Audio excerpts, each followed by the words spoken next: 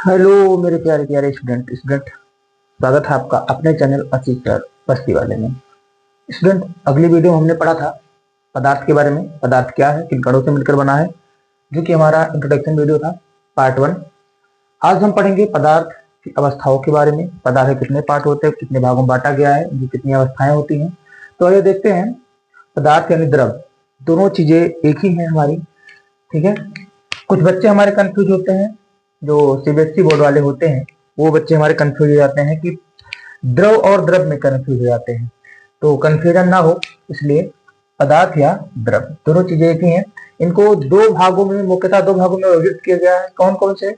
हमारा पहला है भौतिक अवस्था, दूसरा हमारा है रासायनिक अवस्था।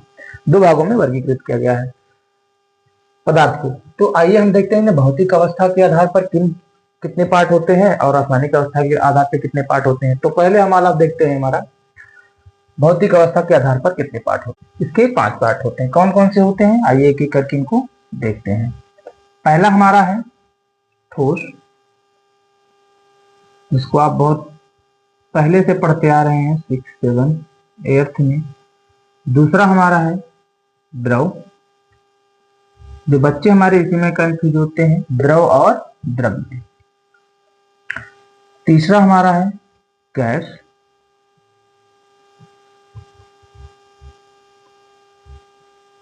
चौथा हमारा है प्लाज्मा,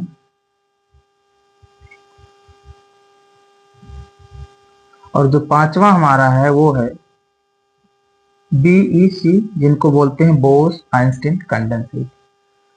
अब एक एक करके इनको जानते हैं। पहले ठोस क्या होता है, तो ये जानिए, जो ठोस होता है ये छोटे छोटे कणों से मिलकर बना होता है। और जो इन छोटे छोटे कणों से मिलकर बना होता है, जैसे ऐसे ऐसे कुछ ठोस हमारे होते हैं, इनको आप बारीकी से देखिए। ठोस कुछ हमारे इस प्रकार होते हैं, जो अणुओं से मिलकर बने होते हैं। इन अणुओं के बीच जो है अंतराणविक स्थान जो होते हैं हमारे, बहुत कम होते हैं, बहुत कम होते हैं।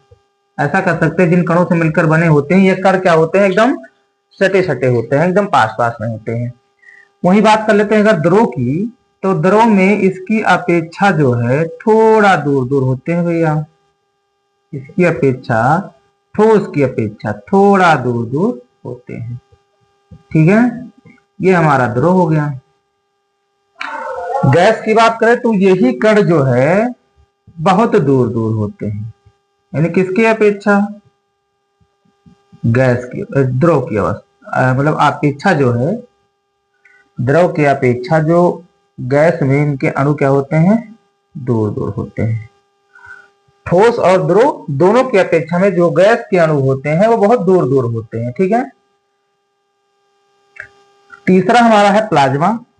प्लाज्मा और जो ये बोस आइंस्टीन कंडेंसेट है, ये दोनों अवस्था, पदार्थ की दोनों अवस्थाओं को हमें नहीं पढ़ना। बेसिकली हम क्या पढ़ते हैं, पदार्थ की इन्हीं तीनों अवस्थाओं को हम पढ़ते हैं, इन्हीं तीनों अवस्थाओं को हम पढ़ते हैं। प्लाज्मा क्या होता है, धधकतावाज वाला देखे हैं आप, या फिर ऐसा कर सकते ज्वालामुखी या सूर्य। इसमें हमारे क्या होते हैं, प्लाज्मा, या जो लोहा होता है गलने पर क्या होता है, प्लाज्मा बनता है। तीसरा हमारा है जो बोस आइंस्टीन कंडेंसेट है, ये हमारा रिसर्च फेज में है, अभी इस पर रिसर्च चल रहा है। तो इसको, इन दोनों को हमें अभी नहीं पढ़ना है। पढ़ना किन्हें, हमें इन तीनों को पढ़ना है, ठोस, द्रव और गैस को, जो कि आप 8th में भी या 7th में आप इसको पढ़ेंगे। ठीक है। तो अगले वीडियो में हम इसको पढ़ेंगे कि एक एक करके ठोस, द्रव, गैस क्या क्या होते हैं। तो नेक्स्ट टॉपिक हम देखेंगे रासायनिक अवस्था के आधार पर कितने भागों में बांटा गया है इनको। तो एक एक करके इनको भी जानते हैं। रासायनिक अवस्था के आधार पर जो है इनको 3 भागों में वर्गीकृत किया गया है। पहला हमारा है तत्व, एकदम अपनी भाषा में, एकदम अवधि भाषा में समझिए। पहला हमारा क्या भैया, तत्व है। पहला हमारा क्या है, तत्व है। दूसरा हमारा क्या है, यौगिक है। यौगिक है। और जो हमारा तीसरा है भैया, वो क्या है? मिश्रण है, मिलावट, मिक्सचर, मिश्रण। ठीक है, कंपाउंड है, एलिमेंट है, तत्व है। पढ़ते रहिए, जानते रहिए। एलिमेंट मीन्स तत्व जो हमारे कंपाउंड होते हैं, यौगिक मिक्सचर में मिश्रण। ये रासायनिक अवस्था के आधार पर इनको बांटा गया है। तो अब एक एक करके तत्व, यौगिक और मिश्रण को पढ़ते हैं। ठीक है, तो सबसे पहले हम पढ़ते हैं तत्व को। एलिमेंट जो होते हैं, इनको 3 भागों में वर्गीकृत किया गया है। वो 3 भाग कौन कौन से हैं जिनको इसमें बांटा गया है? तत्व को 3 भागों में कौन कौन से हैं, एक एक करके देखते हैं। पहला हमारा है धातु। क्या है बेटा? धातु। धातु। दूसरा हमारा है अधातु। और जो तीसरा है हमारा क्या है? उपधातु।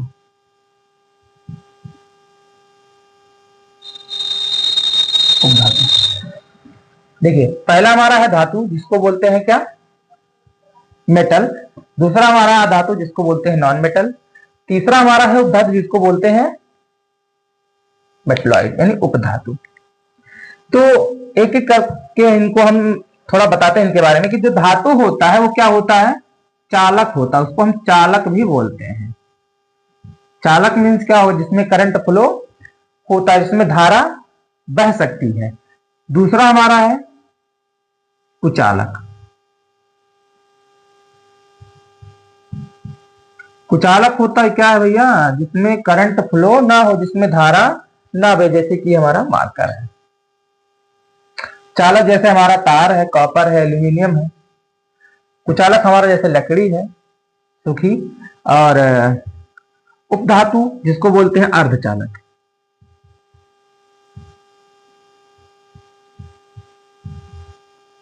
ठीक है, ये जो अर्धचालक होता है, इसमें ये ध्यान देना रहता है कि इसमें करंट का जो फ्लो, जो हमने बोला है कि चालक में करंट फ्लो हो सकता है, धारा बह सकती है, कुचालक में नहीं बह सकती है। तो अर्धचालक में क्या होता है कि धारा जो है, चालक जैसे चालक के कारण धारा इसमें प्रवाहित हो सकती है और नहीं भी हो सकती है। ठीक, तो ये हमारे क्या हो जाएंगे? अर्धचालक हो गए। ठीक है बच्चों, नेक्स्ट हम देखते हैं कंपाउंड यानी यौगिक के बारे में कि यौगिक के कितने भाग। यौगिक को 2 भागों में बांटा गया है। यौगिक को 2 भागों में बांटा गया है। पहला हमारा क्या है और दूसरा? पहला हमारा है कार्बनिक। यौगिक ही है ना, कार्बनिक।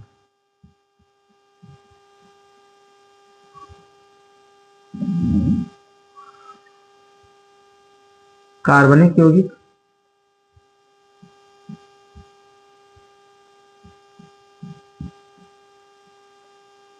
और दूसरा हमारा है अकार्बनिक यौगिक।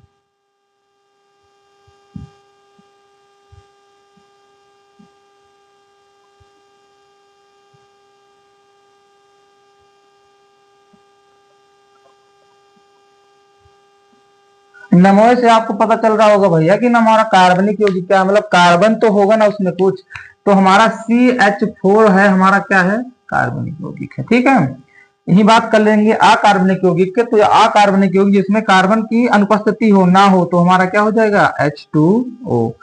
इनको डीप से पढ़ेंगे, एक टॉपिक बाई टॉपिक को। ठीक है, परेशान मत होइए। नेक्स्ट बात करते हैं मिश्रण की। मिश्रण की कि मिश्रण के जो है कितने भाग होते हैं? तो मिश्रण को 2 भागों में बांटा गया है बेटा। मिश्रण को 2 भागों में बांटा गया। पहला हमारा क्या है? विषमांगी।